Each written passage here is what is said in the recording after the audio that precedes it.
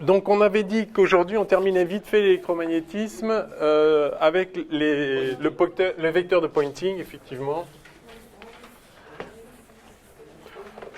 Donc, juste un petit complément. On n'a pas de craie blanche. Si, tout va bien. Alors, le vecteur de Poynting. Donc, il s'agit de voir que dans les équations de Maxwell est inscrite la conservation de l'énergie. Alors, on va commencer par, donc, appelons ça énergie électromagnétique. Donc, vous vous rappelez le principe de la conservation locale des charges, de l'énergie, de la matière, tout ce qu'on a vu là, on avait fait un bilan entre la variation d'une quantité à l'intérieur d'un volume et ce qui rentre et ce qui sort. Hein. Donc vous avez un certain volume et l'idée c'est de dire que, alors vous avez l'énergie interne dans ce volume-là, c'est la somme de la densité d'énergie fois des taux sur tout le volume. Alors, en fait, je pourrais même, là je l'appelle l'énergie parce qu'on va s'intéresser à l'énergie, mais on avait écrit que la masse totale dans le système, c'est la somme de la densité de masse, que la charge totale dans le système, je veux dire, dans le volume, c'est la somme de la densité de charge fois le volume. Enfin, ça, quelle que soit la signification de U, ça c'est la densité de U, et ça c'est la quantité intégrée sur le volume. Et donc, oui. C'est des joules par mètre cube. Alors là, en l'occurrence, voilà, si c'est l'énergie, c'est effectivement des joules par mètre cube. Et ça, c'est des joules. Bien. Et donc, l'idée, c'est de dire que si quelque chose varie à l'intérieur, c'est parce que c'est passé par les bords. C'est comme ça qu'on a obtenu, donc je vous rappelle, en écrivant que grand Q, c'était la somme des ρ électriques des taux, et en disant que dQ sur dt, c'est en fait la somme, le flux à travers la surface qui enserre V de J ds, où J est le vecteur densité de courant électrique, hein, c'est-à-dire ρV, vous vous rappelez. Eh bien, on transforme ça par Green-Ostrogradski, c'est-à-dire que ça, c'est la somme, enfin, ça, c'est égal en fait à la somme triple de div de J des taux, d'accord? Et donc, vous obtenez en écrivant que la dérivée de ça est égale à ça, et c'est vrai quel que soit le volume sur lequel on intègre, et on trouve que div de J plus d ρ sur dt égale 0, d'accord? C'est vraiment ça, il faut que vous puissiez, enfin, c'est pas obligé que vous sachiez refaire ça, mais vous voyez que c'est deux lignes, enfin, en tout cas, il faut vraiment avoir compris le principe. Toutes ces équations de conservation locale de la charge, de la matière, de quoi que ce soit, ça s'exprime toujours comme ceci. Alors, on va voir maintenant donc la conservation de l'énergie, mais on va s'intéresser à la conservation de l'énergie du champ électromagnétique au sein d'un volume. Alors là, oui, exact, merci. Oui, d'ailleurs, c'est pour ça. Oui. C'est pour ça que, sinon, oui, c'est moins. Hein, la variation, c'est le flux qui rentre, donc moins le flux qui sort. Absolument, absolument. Merci beaucoup. Donc, il y a bien le moins, et donc ça donne bien ça. Hein. Ça, c'est l'équation que vous deviez connaître, l'équation de continuité. Alors, la petite subtilité qu'il y a dans le cas du champ électromagnétique, c'est que le champ électromagnétique peut perdre de l'énergie en sortant d'un certain volume, enfin s'il y a de l'énergie associée au champ électromagnétique, voilà, enfin, cette énergie peut sortir, mais elle peut aussi être perdue en quelque sorte en communiquant de l'énergie aux charges. Si vous avez une charge Q ici, et qu'il règne donc un champ E et B partout dans l'espace, eh bien, comme vous le savez, le champ électromagnétique induit une force sur les charges. Cette force, c'est F égale QE plus QV vectoriel B. Et par conséquent, le champ peut mettre en mouvement des charges, mais si on met en mouvement des charges, on lui donne de l'énergie, il faut bien la perdre quelque part. Donc le champ va perdre de l'énergie en communiquant de l'énergie aux charges. En mettant en mouvement des charges, le champ perd de l'énergie. Alors, regardons le travail associé à la force électromagnétique qui s'exerce sur une charge. Comme vous le savez... C'est QV, non? Non. Oui, enfin, ça va être... Enfin, pour la partie électrostatique, c'est QV, l'énergie d'une charge. Non. Non. QV, ça va être J. Pour une charge, donc delta W, c'est F scalaire dr, déplacement. Enfin, pour le travail élémentaire pour un déplacement dr, ça fait ça. Donc ça fait effectivement QE, ou on peut mettre la puissance directement en divisant par dt. Enfin bon. F, c'est la force électromagnétique. Oui, c'est la force électromagnétique qui s'exerce sur une charge Q, en raison des champs. Écoutez, plutôt que d'écrire le travail, je vais écrire directement la puissance. La puissance donc, de la force électromagnétique, c'est F scalaire V. Donc c'est travail par unité de temps, donc c'est F scalaire dr sur dt. C'est pas la peine de perdre du temps à le détailler à ce point-là. Vous savez bien que la puissance, c'est F scalaire V. Et donc ça vous donne QV scalaire E plus QV vectoriel B scalaire V, et on voit bien sûr V vectoriel B c'est orthogonal à V, donc scalaire V ça fait 0.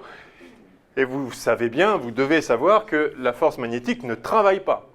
Un champ magnétique ne peut pas donner de l'énergie à une particule. D'accord? Tout simplement parce que la force est orthogonale à la vitesse, et donc il n'y a pas de puissance. Par contre, le champ E, qui peut mettre en mouvement une charge qui serait au repos, et ainsi donner de l'énergie à une particule. Le champ B ne peut pas mettre en mouvement une charge qui serait au repos. Si V vaut 0, la force est nulle. Oui? J'ai un peu de mal à faire un peu plus. Là, on s'intéresse à la puissance de la charge. Non, à la puissance... Ok. Vous avez une charge Q. Il y a partout dans l'espace un champ E, un champ B. Par conséquent, il s'exerce sur la charge Q une force qui vaut ça. D'accord? Alors, lors d'un déplacement de la charge dr, qui vaut VDT, évidemment, ça c'est la vitesse de la charge, lors d'un déplacement dr, cette force-là a un certain travail, delta W égale F électromagnétique scalaire dr, définition du travail. D'accord? Donc ça met en œuvre une certaine énergie. Et donc, comme vous le voyez, ça fait ça fait QE scalaire dr. C'est le travail. C'est le travail de la force électromagnétique sur la charge. Et la force électromagnétique créée par le champ. Par le champ qu'il y a là. Alors le champ, il est créé, on ne sait pas par quoi, enfin il est créé par toutes les charges qu'il y a partout dans l'espace, toutes les charges et les courants qu'il y a partout dans l'espace.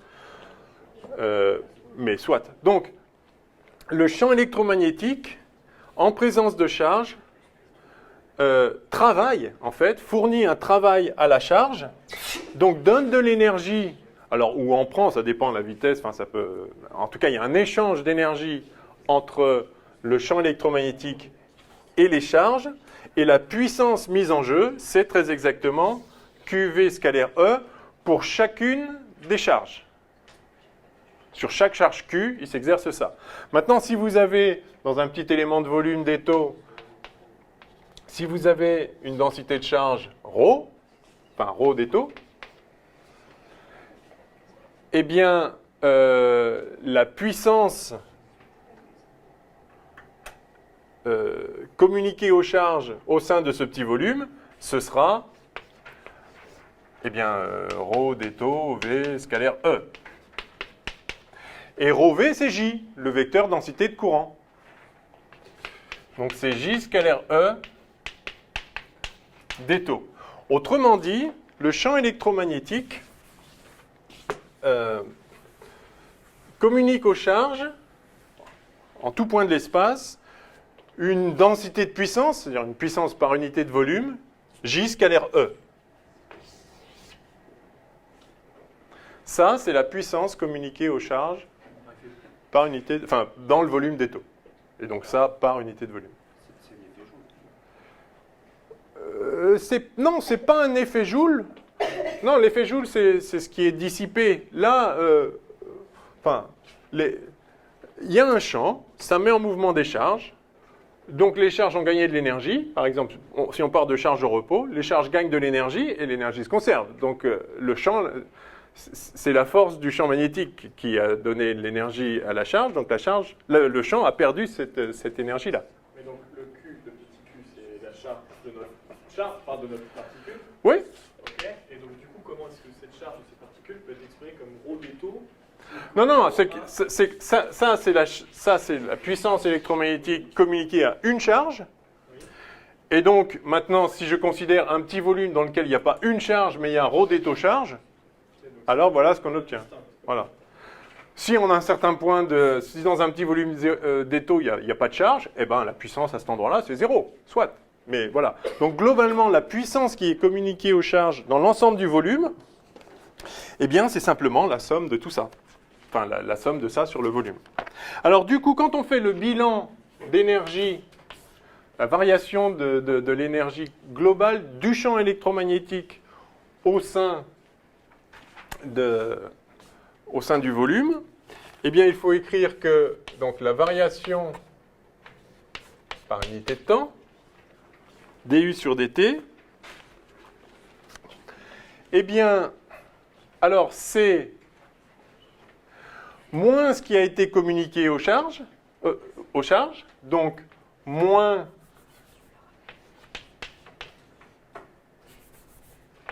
la somme sur tout le volume de J scalaire E des taux. D'accord? Plus ce qui est rentré, donc moins ce qui est sorti. Comme tout à l'heure. Hein. Donc moins le flux sortant. Alors je vais le noter, je vais le noter grand R, scalaire ds. Alors ça c'est sur tout le volume. Et ça c'est à travers sigma. Et ça c'est le vecteur densité de flux, vecteur densité de flux d'énergie.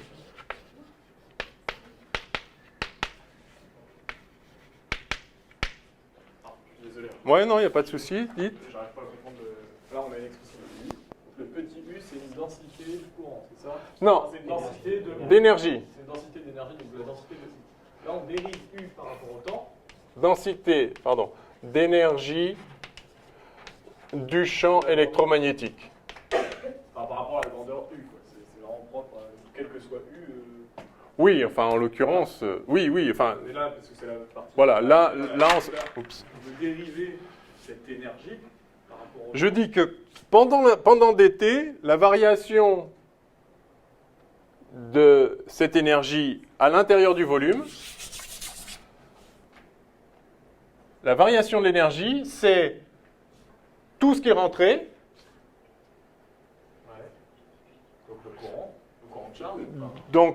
Donc le courant d'énergie, Ouais. Bah, si c'est rentré, pourquoi c'est pas plus? bah, c'est moins ce qui est sorti, parce que là c'est voilà, sortant. Parce qu'on va... Comme, C'est ce qui est sorti. Mais justement... donc moins ce qui est sorti, la variation de ce qu'il y a dedans, c'est moins ce qui est sorti. Plus ce qui est rentré. Ouais, enfin, ça prend en compte tout ce qui sort et ce qui rentre, par les bords. Mais d'habitude, on a juste ça, hein, c'est ce qu'on vient de revoir ici. D'habitude, on a juste ça, et donc ça nous donne que du sur dt plus div du courant en question égale 0. Hein, on avait, si vous voulez, on avait d sur dt plus div de j égale 0. Ouais? Vous voulez que je le refasse en, je sais pas, sauf si d'autres... Non? Si avec moi, c'est pas la peine. C'est-à-dire... Non mais ça prend une ligne, je vais juste refaire ce que j'ai fait vite fait ici, je vais le refaire complètement. Donc, vous avez un certain volume V avec la surface sigma qui l'enserre. Je vais m'intéresser à la masse. Voilà. Quantité masse. Ce que je dis, c'est que la masse, c'est quoi? C'est la somme de ρ des taux, où ρ est la densité de masse. sur tout le volume. Ça, c'est la masse à l'intérieur du système. Yes? Et ce que je dis, c'est que la variation de la masse par unité de temps, c'est-à-dire somme de dρ sur dt dτ sur tout le volume, hein, c'est juste la dérivée de ça, je dis que la variation de la masse, c'est égal à tout ce qui est rentré, divisé par dt. Pendant dt, qu'est-ce qui rentre là-dedans? Eh bien, il rentre j scalaire, enfin, j dt scalaire ds, donc par unité de temps, c'est j scalaire ds sur tout sigma ds entrant. Est-ce que ça va? D'accord, mais du coup, il y a bien des choses qui... Là, on part du principe qu'il n'y a que des choses qui rentrent. Non, non, c'est juste que si j il est rentrant, ça sera positif. Si j il est sortant, bah, ce qui est rentré est négatif. Okay. C'est un bilan. Ouais. Donc partout sur la surface, puis ça peut rentrer quelque part, puis sortir ailleurs. Donc, mais la variation de la masse, c'est la somme de tout ce qui est rentré, et c'est donc moins la somme de tout ce qui est sorti.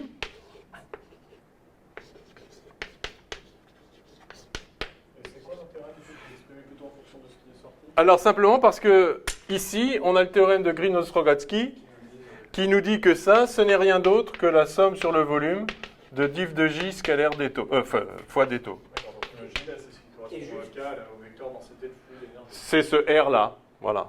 Et c'est quoi qui fait qu'on ne peut pas appliquer le théorème d'Ostrogatsky pour un j en entrant? Ah ben si, alors c'est un théorème de Green-Ostrogatsky Ulug. Qui dit que la somme de ça, c'est égal à moins diff de j dτ. Voilà le théorème de Green-Ostrogatsky-Ulug. D'accord, donc le théorème de Green-Ostrogatsky tel qu'on l'entend, c'est toujours avec un JF sortant. S'il n'y a pas de sortant, il faut mettre... Il faut mettre le moins, voilà. Voilà. Ok? Mais... oui, c'est ça. Ouais. Voilà, donc... Et donc, du coup, ce terme-là, là-haut... Donc ça, c'est exact...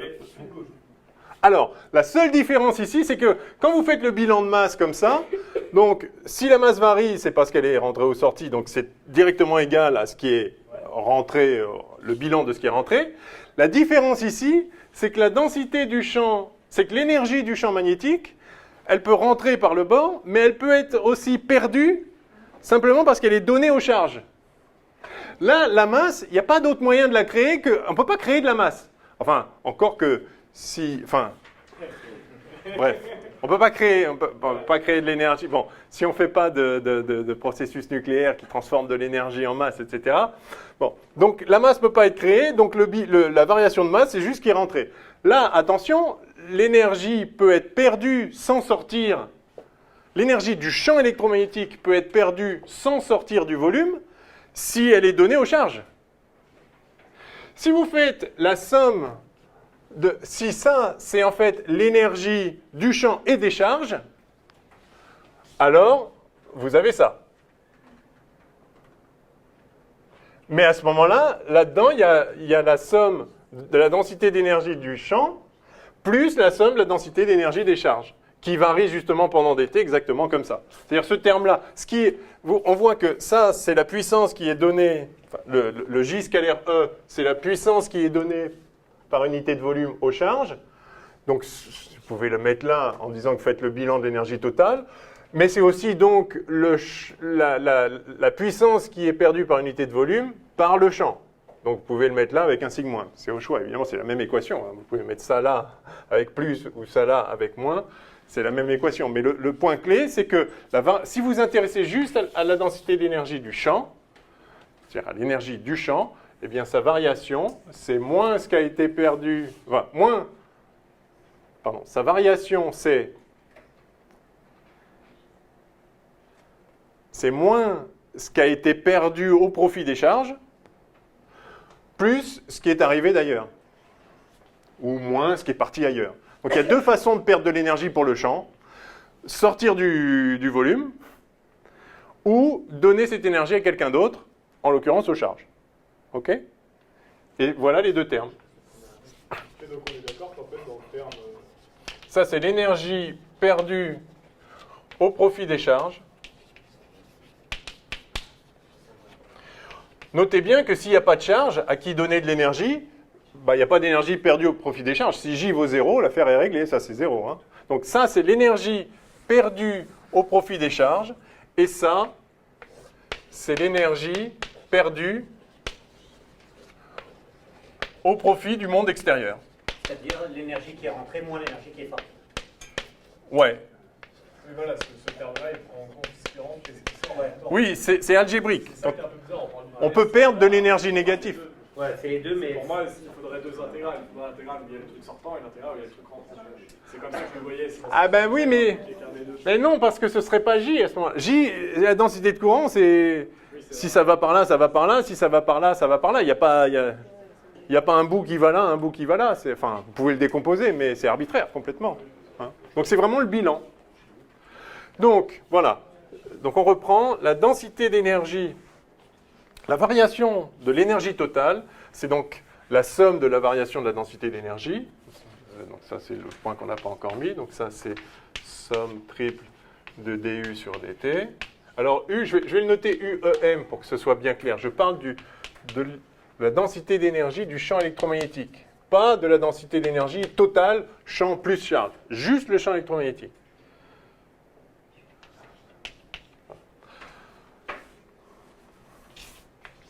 Voilà. Et donc maintenant, j'applique le théorème de Green-Ostrogradsky-Houlouk pour dire que tout ça, c'est égal à donc, la somme triple sur V de, donc avec le moins, div de R des taux. Voilà. Et donc finalement, j'ai la somme de ça, plus la somme de ça, plus la somme de ça, qui vaut 0, quel que soit le volume V. Par conséquent, j'ai DUM, UEM sur des taux, plus J scalaire E, plus div de R égale 0. Voilà l'équation locale de la conservation de l'énergie du champ électromagnétique. Sauf que, évidemment, je ne sais pas ce que vaut R. J'ai appelé R le vecteur densité le vecteur densité de courant d'énergie électromagnétique. Mais que vaut-il ce vecteur densité de courant d'énergie électromagnétique? Eh bien, c'est ce que nous allons découvrir un instant.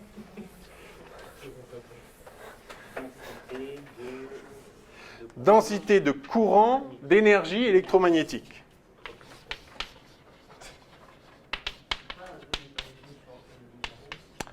Ah ah, il va y avoir ça en effet. Densité de courant d'énergie électromagnétique. Alors que J, c'est juste le courant d'énergie. Non.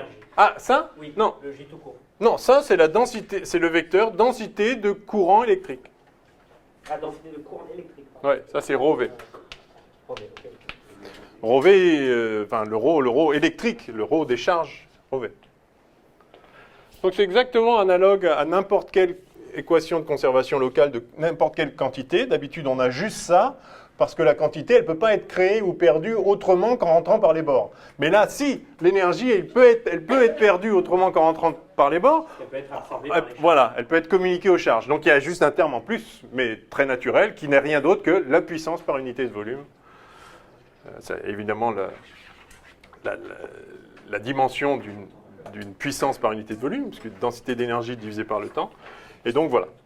Ok, alors maintenant, ce qu'on va faire, c'est qu'on va voir qu'en fait, cette équation-là, elle est contenue dans les équations de Maxwell.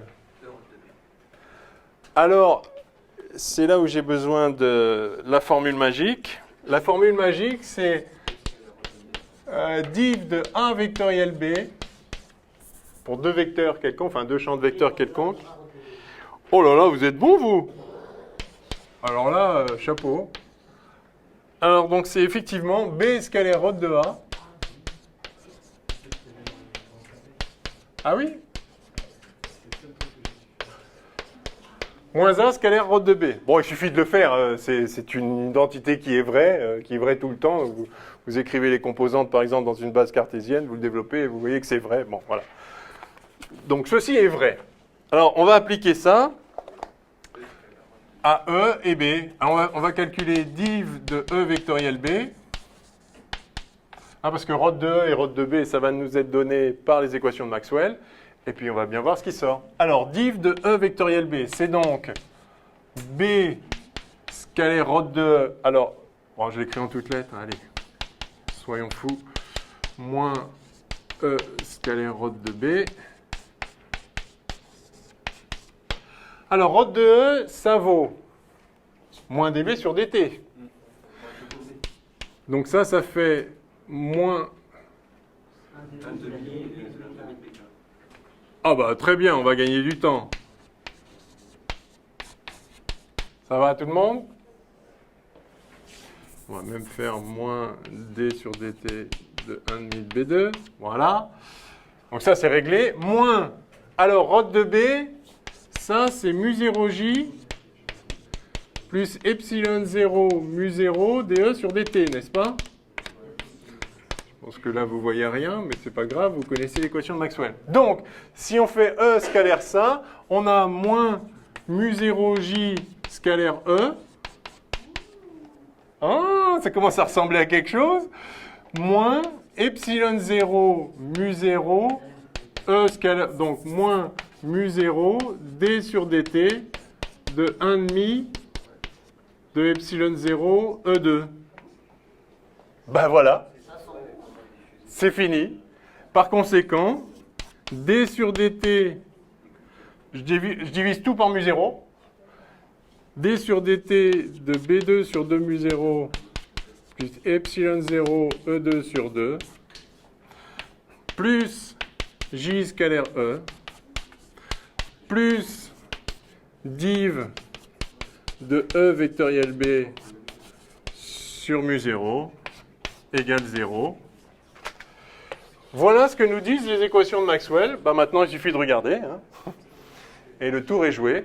La densité d'énergie électromagnétique, c'est ça. Notez bien qu'on le savait déjà, on l'avait trouvé par d'autres moyens, ça.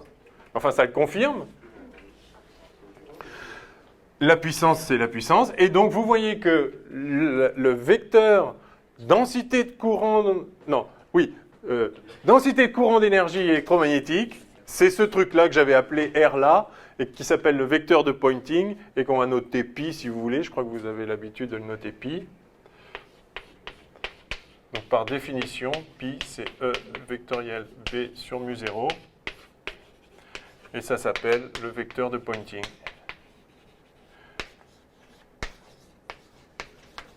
Avec un Y puis un I. Voilà. Donc vous voyez que, si on connaît cette petite formule-là, c'est une ligne à partir des équations de Maxwell. C'est vraiment... Donc, la conservation de l'énergie est inscrite dans les équations de Maxwell, ce qui est magnifique. En même temps, c'est obligé. Une équation qui ne vérifierait pas la conservation de l'énergie, vous pouvez être sûr qu'elle est fausse. Donc, ça contraint beaucoup, évidemment, la forme des lois de la physique. Il faut que ça conserve l'énergie, il faut que ça conserve tout ce qui doit se conserver.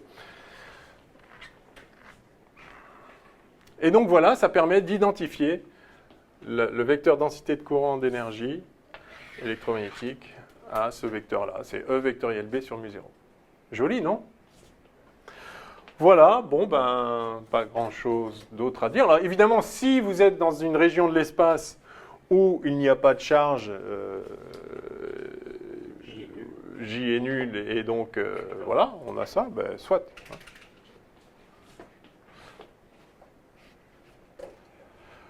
Donc lorsque des ondes électromagnétiques se propagent dans le vide, néanmoins, il y a un flux d'énergie. Et c'est là qu'on voit qu'il y a de l'énergie associée aux ondes électromagnétiques, ce qu'on sait tous en se mettant au soleil. Ça chauffe. Il y a bien de l'énergie qui arrive. C'est assez remarquable.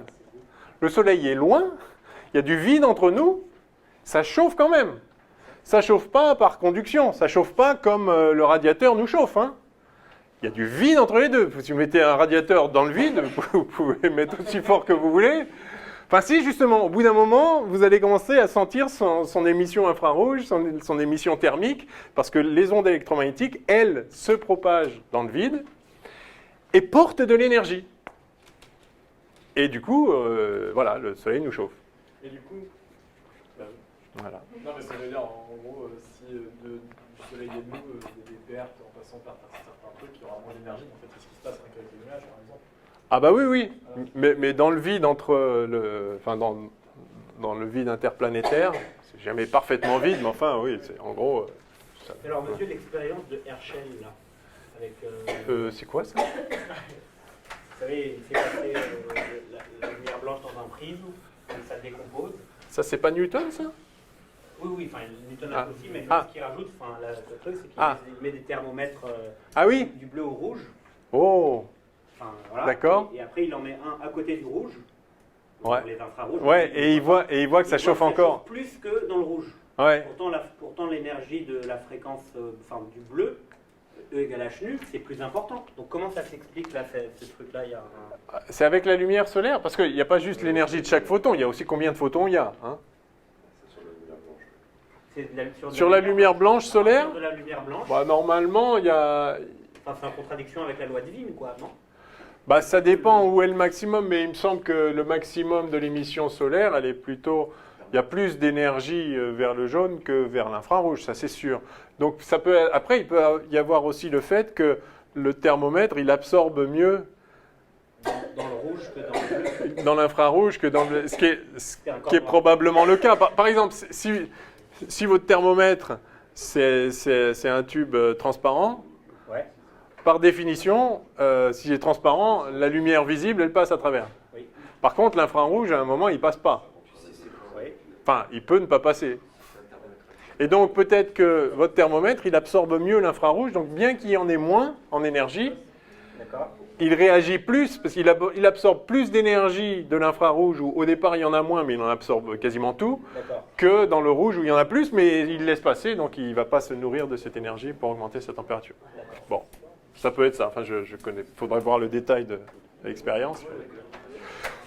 Ok, alors, justement, calculons l'énergie associée à une onde plane électromagnétique. Progressive, onde plane progressive électromagnétique, de pulsation oméga, de fréquence nue, donc oméga égale 2 pi mu, je sais pas, égale 2 pi c sur lambda, une certaine longueur d'onde, fréquence, pulsation, enfin voilà. Quel est le vecteur de pointing de cette onde, en fait? Eh bien, on a... Alors, donc je considère une onde polarisée dans une certaine direction. Hein. Donc, E égale, on a vu que c'était... alors, je sais pas, E0... je sais pas si... Bon, peu importe, on va le faire cos oméga t... moins kx si ça se déplace dans la direction x, par exemple uy, voilà, c'est polarisé suivant uy.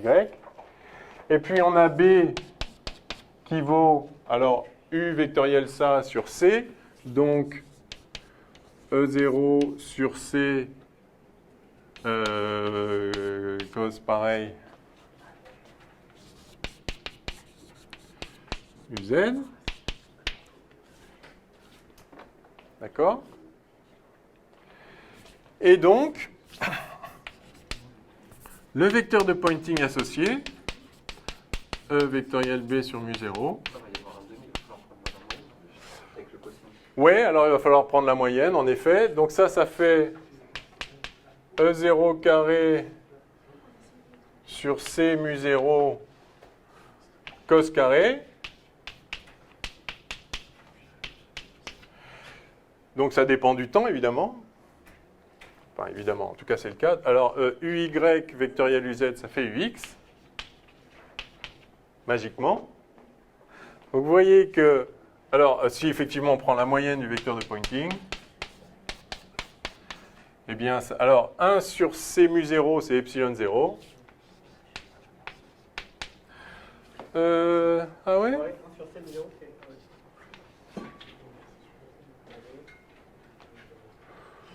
Ouais, ça m'embête un peu. Oui, non, bon, d'accord.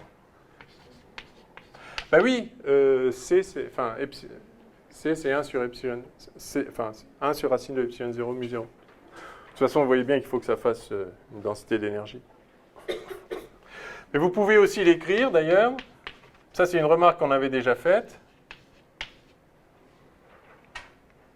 B2 sur 2 mu 0, Ux.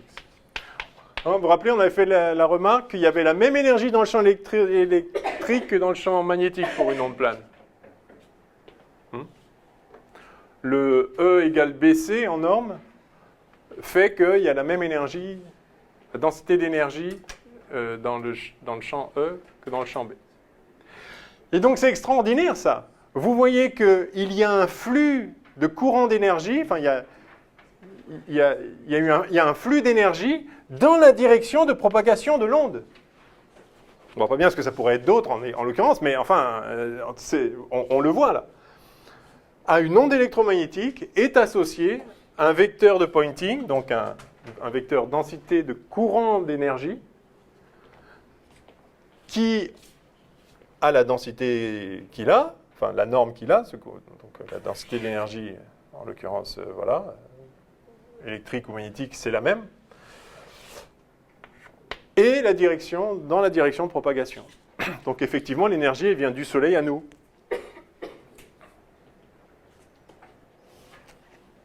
Yes? Alors,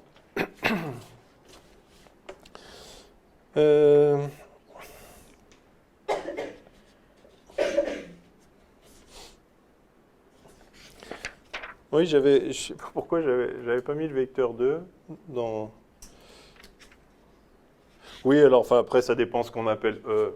Oui, donc en fait... Oui, parce que vous savez on parle de... Enfin, quand on a un truc oscillant comme ça, même par exemple quand on l'a vu pour la tension, des fois on écrit racine de 2 U0 cos oméga t, hein, pour un... et ça s'appelle la valeur efficace. Hein, parce que justement, en moyenne, c'est comme s'il y avait la moitié quand on fait la moyenne du cos carré. Bon. Donc, non, mais ça explique pourquoi j'avais travaillé avec la valeur efficace, mais si on travaille avec l'amplitude ici, en fait, l'amplitude de l'onde, c'est racine de 2 fois la valeur efficace du champ. On appelle ça valeur efficace comme ça. Ça vous dit rien, ça, valeur efficace? En électricité, ouais. C'est simplement parce que la puissance, hein, vous voyez, voilà, P égale UI. Donc, si vous avez U qui vaut U0 cos oméga t et I qui vaut I0 cos oméga t plus phi, s'il y a un déphasage, eh bien, en fait, vous avez la puissance qui vaut U0, I0 cos oméga t fois cos oméga t plus phi. Alors, admettons qu'il n'y ait pas de déphasage, par exemple, ça va faire U0, I0 cos carré oméga t. Et donc, en moyenne, donc la puissance varie en permanence, mais en moyenne, la puissance, ça va être 1,5 de U0, I0. Et ça va être U efficace, I efficace, si vous définissez U efficace comme racine de 2, enfin, U0 sur racine de 2. C'est juste ça, le lien entre la tension efficace et la tension. Il y a un racine de 2 qui vient du fait que, en pratique, la puissance que manifeste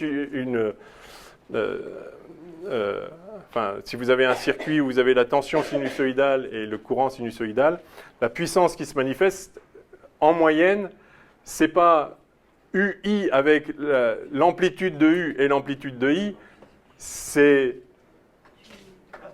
U sur racine de 2, enfin, c'est la valeur efficace de U fois la valeur efficace de I, fois effectivement le cosinus de phi s'il y a un déphasage. Je ne refais pas tout ça, mais juste pour faire un petit rappel au passage. Bien. Donc voilà la densité d'énergie de l'onde. Et alors maintenant, je vous invite à considérer la chose suivante. C'est que non seulement il y a de la densité d'énergie dans une onde électromagnétique, alors d'abord...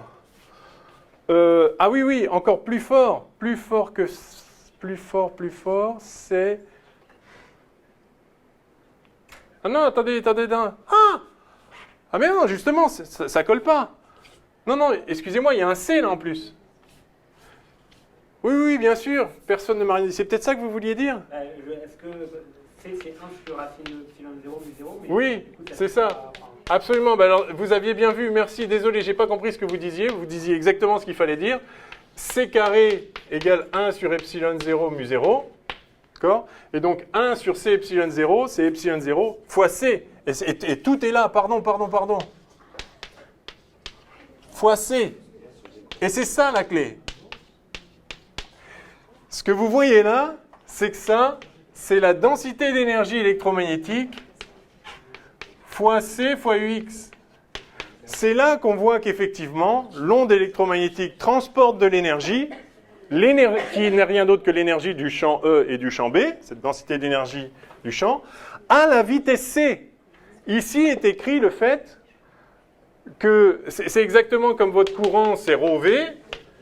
Le courant de matière, c'est la densité de matière fois la vitesse de la matière. Le courant électrique, la densité de courant électrique, c'est la densité électrique fois la vitesse des charges électriques. Et bien là, pareil, la densité de courant d'énergie électromagnétique, c'est la densité d'énergie électromagnétique fois la vitesse de cette densité. Donc tout se passe comme s'il y avait effectivement la densité d'énergie qui se déplaçait à la vitesse, pas n'importe laquelle, à la vitesse C, la vitesse de la lumière justement.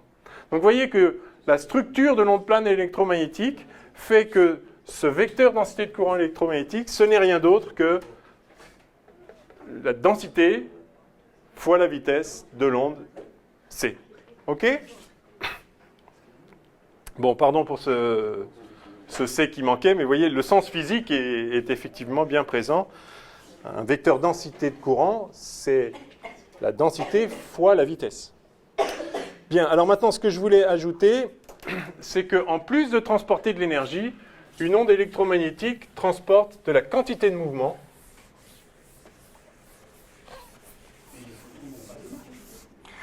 Bien que les photons n'aient pas de masse. C'est ça qui est très très fort. Et donc, la relativité est là, on va le voir tout de suite. Quand une onde électromagnétique arrive sur de la matière, sur une charge Q, elle exerce une force, on vient de le revoir, F égale QE plus QV vectoriel B.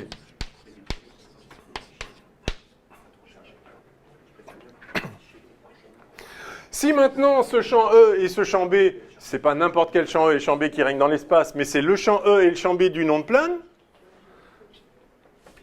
alors, enfin d'une onde plane comme ça, là, alors, mais toutes les ondes peuvent être des superpositions de ça, hein, donc ce qu'on va dire là est vrai de façon générale. Donc, si maintenant on écrit que B, c'est en fait U vectoriel E sur C, d'accord? Ça, c'est la structure de l'onde plane monochromatique, etc. Eh bien, remplaçons-le. Ça veut dire que la force, c'est donc QE plus QV vectoriel. U, c'est quoi? U, c'est la direction de propagation. Ah, d'accord. C'est le K, quoi, en fait. Alors, si c'est le K, en fait, on a K qui vaut K fois U, c'est-à-dire oméga sur C fois U. D'accord? Donc, si vous voulez, je le mets comme ça. Ça me va très bien. Donc, ça, c'est, on a dit oméga sur C. Donc là, il y a un oméga sur C2 fois, non, vectoriel. Non. Ah non, oh là là. Non, c'est C sur oméga. K. Vectoriel E, c'est ça?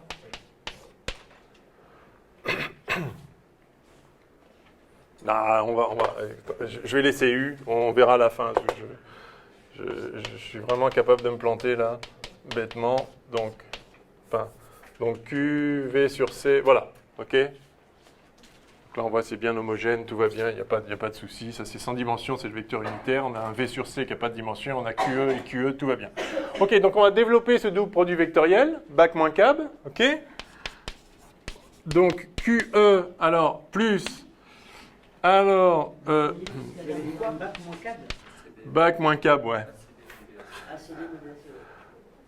Ah, ouais, ok. Bac, bon. Alors, E scalaire V sur fois U moins V scalaire U. exactement V scalaire U, V sur C scalaire U, le tout sur E. Donc ça fait Q facteur de 1 moins V scalaire U sur C, E. Et le point clé est là, plus Q V sur C scalaire E, U. Waouh!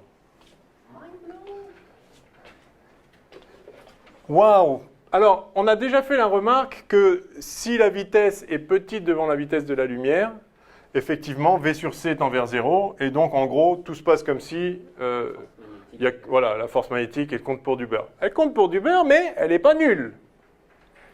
Et combien elle vaut? Très exactement, enfin, la force, disons, la partie qui vient de la force magnétique, vous voyez que le point clé, alors ça modifie un petit peu l'oscillation de la charge dans la direction du champ E, transversalement à l'onde, mais ça, c'est pas grave, c'est enfin, c'est pas grave, ok, voilà, ça fait ça. Mais le point clé, le point vraiment nouveau, c'est que vous avez une partie de la force qui est dirigée dans le sens de propagation de l'onde. Pas beaucoup, en V sur C, mais un petit peu, et donc l'onde pousse la charge dans sa direction. L'onde dans la direction de propagation. U.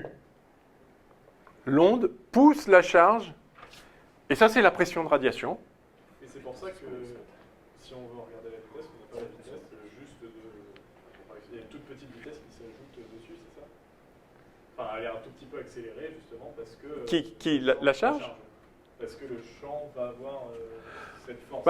Si on néglige V devant C, il n'y a plus que ça. Et donc, oui, l'onde arrive comme ça, donc la charge est faite comme ça, et puis du coup, elle rayonne derrière. Bien sûr, mais du coup, si on ne le néglige pas et qu'on fait vraiment un calcul, ouais. Il va y avoir une petite vitesse en plus. Il y a une petite vitesse qui est enfin, il y a une petite force, donc du coup, ça va évidemment pousser la charge. Il y a une petite force qui s'exerce dans la direction de propagation.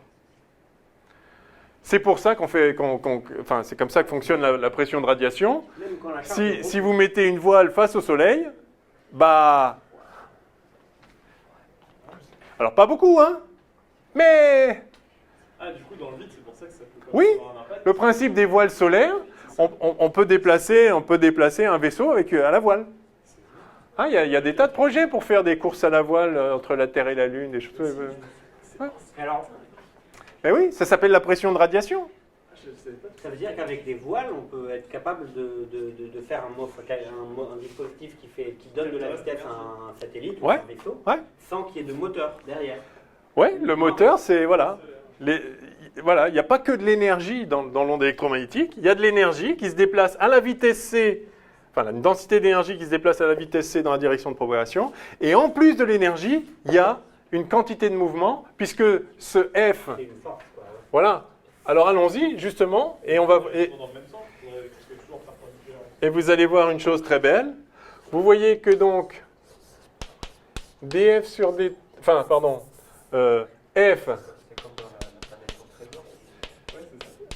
La planète au trésor. Oui, mais c'est ça que je pensais.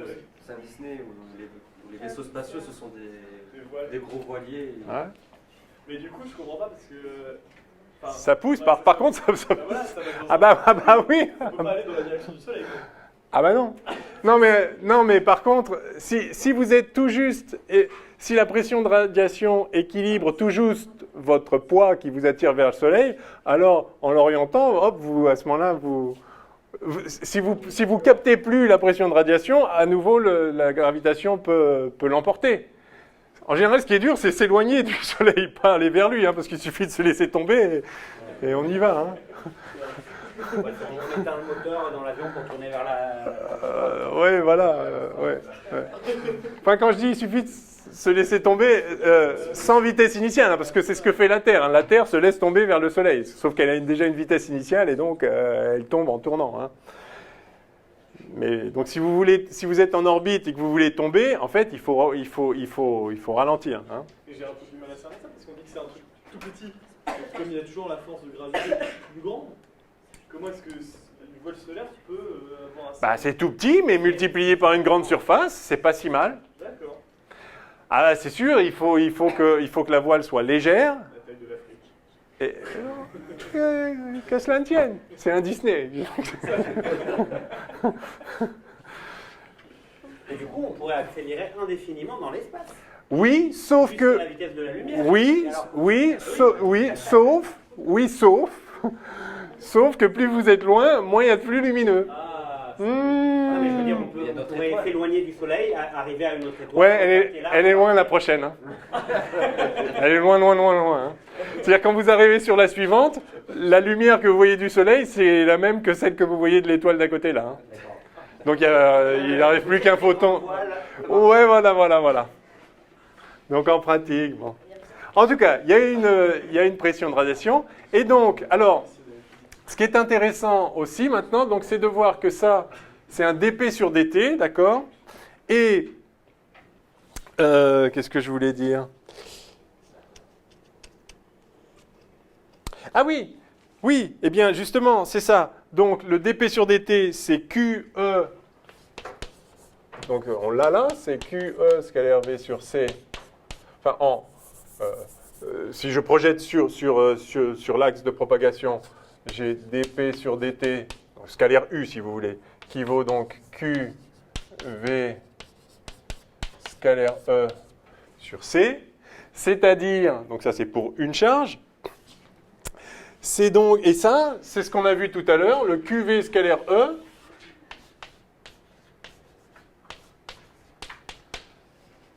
ça, c'est la puissance communiquée à la charge. C'était écrit là tout à l'heure. Vous vous rappelez? Parce que, du coup, ça veut dire que le premier terme ne dépend pas du temps. Donc, enfin, Non, le premier terme en bas.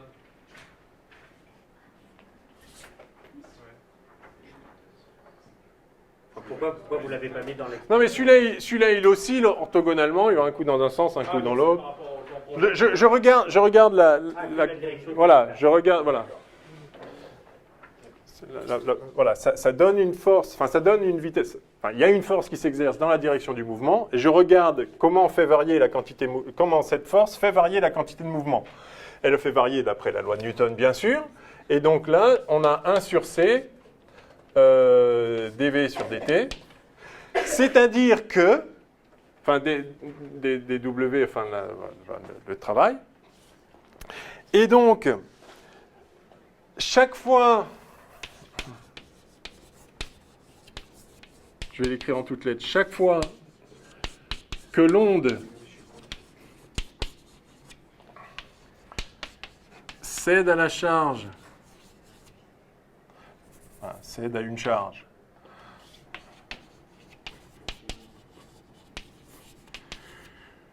une énergie W,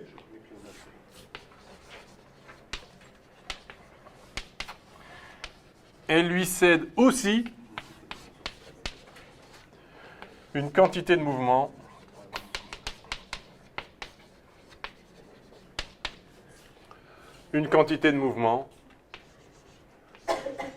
P, je vais mettre delta W, delta P égale delta W sur C. C'est pas dingue ça? Parce que là, il y a E égale PC. C'est comme ça qu'on s'est dit que la lumière, elle pouvait contenir des photons de masse, enfin des particules, Non, mais de masse. non, mais c'est compatible avec ça. Et effectivement, on voit que, enfin, disons, c'est pas comme ça qu'on a introduit les photons, mais c'est effectivement ça qui se met en œuvre. Vous voyez que si maintenant vous dites qu'il y a des photons, effectivement, parce qu'on a, enfin, hypothèse de Planck d'abord, mais surtout effet photoélectrique d'Einstein, 1905. si vous dites que en fait, l'énergie dans les ondes électromagnétiques ne peut être transférée à la matière que via des grains, enfin, que via des paquets discrets, enfin, que de façon discrète par multiples de h nu, lorsque vous avez une fréquence nue, eh bien vous voyez que à chaque fois que vous absorbez un photon, par exemple, donc vous absorbez une énergie h nu, eh bien vous absorbez aussi une quantité de mouvement P égale h nu sur C, c'est-à-dire P égale h sur lambda.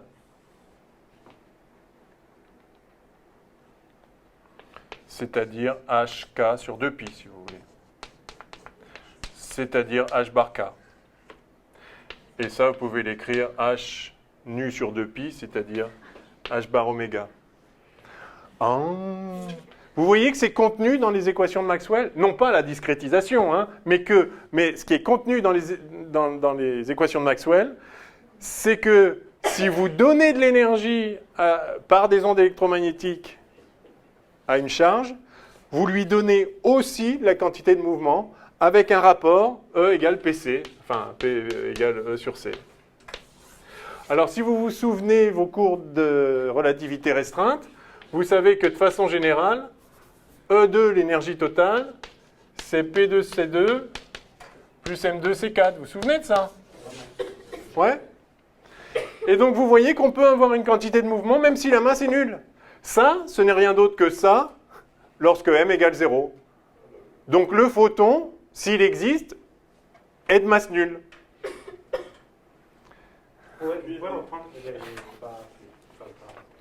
Ça, donc ça nous dit que à chaque fois qu'une onde électromagnétique donne de l'énergie à de la matière, elle donne aussi de la quantité de mouvement avec la relation E égale PC. Enfin, c'est là. E égale PC. Et donc ça... alors maintenant, si effectivement vous constatez qu'en réalité les échanges d'énergie entre les ondes électromagnétiques et la matière ne se font que par quantité définie, par quanta, qu'on appelle photons, et que si vous avez une fréquence nue, vous ne pouvez échanger qu'un multiple de h nu, alors vous allez, à chaque fois que vous donnez un photon, enfin, que la matière absorbe un photon, c'est-à-dire qu'elle absorbe une quantité d'énergie h nu, elle absorbe aussi, il lui est communiqué aussi une quantité de mouvement P qui vaut h sur lambda, c'est-à-dire P égale E sur C, et cette relation entre E et P n'est rien d'autre que la relation générale entre E et P en relativité restreinte dans le cas d'une particule de masse nulle. On va le revoir, Ça en relativité. J'ai peur que non, je pense pas que ce soit dans le programme. Ouais.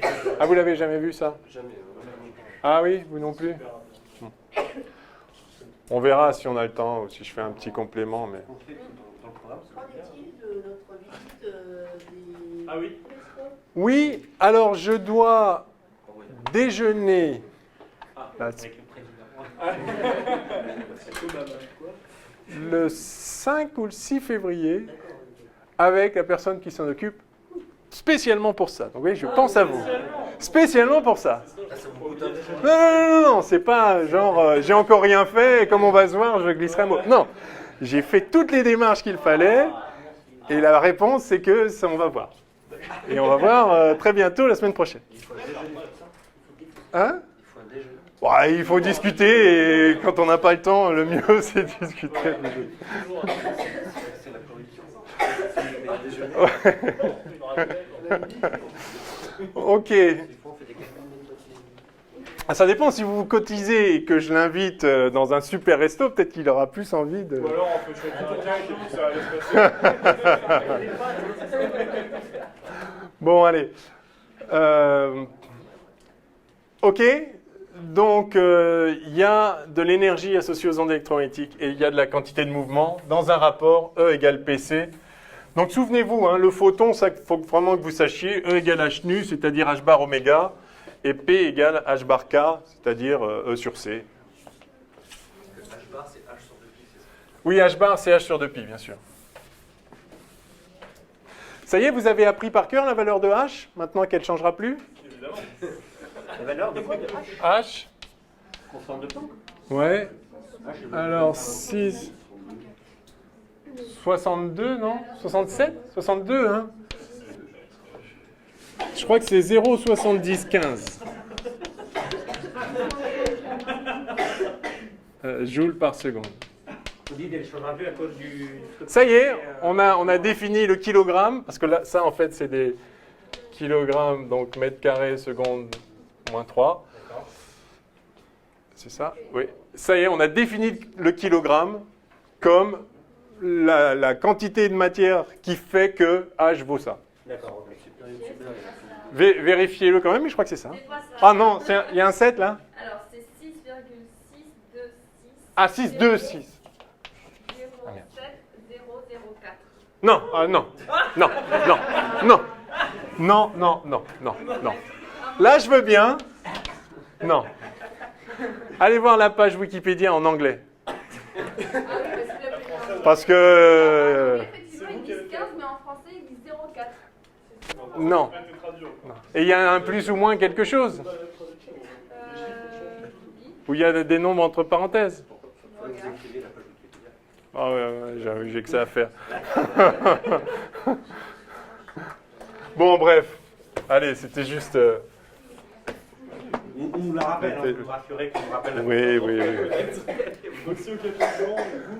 Ah, par contre, au Capes Blanc, il faut le savoir. Non, non, rassurez-vous. Bon, allez. Quelle heure est-il? Oh my God. Au petit condulatoire. Youhou. Il nous reste combien de temps? 45 minutes. Ok. Allez, au petit condulatoire. Alors, quelque part, on s'est un peu avancé là avec le petit condulatoire. Voilà, le lien est parfait. Transition. Mais bien sûr, tout ça est pensé. Il y a des titres avec des numéros. Exactement. Chapitre 12. Alors,